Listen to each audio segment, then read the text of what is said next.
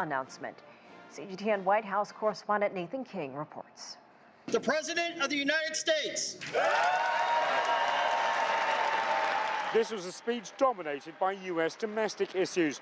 They paid American bills to prevent an economic disaster in the country. Biden touting what he sees as his legislative and economic successes halfway through his term and setting the tone for his yet unannounced bid for re-election.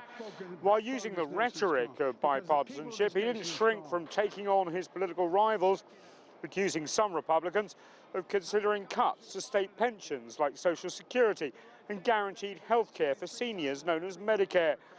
Some Republicans want Medicare and Social Security to sunset. I'm not saying it's a majority. Let me give you, anybody who doubts it, contact my office. I'll give you a copy. I'll give you a copy of the proposal. Look, as we all apparently agree, Social Security and Medicare is off the books now, right? They're not to be started. All right. This was a nimble Joe Biden, not the gap-prone octogenarian rivals like to paint him as.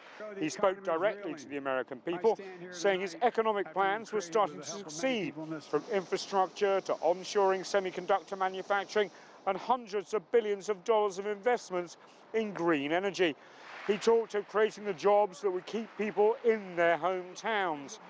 He warned his political opponents, however, not to play political games over the need to raise the debt ceiling, but said he would be open to future budget negotiations.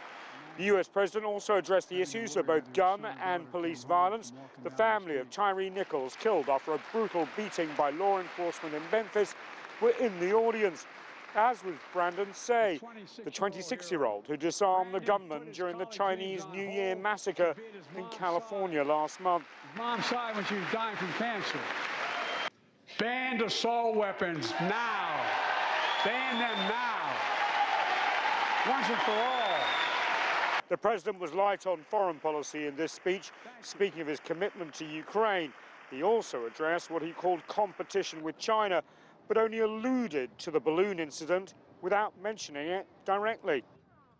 In many ways, this felt more like a campaign speech than a State of the Union speech, not speaking to the congressmen and senators in front of him, but speaking directly to the American people, who may feel that circumstances are not the best right now. The big question for Joe Biden is whether this speech will help his struggling poll numbers and put him in a position to win a second term as US president.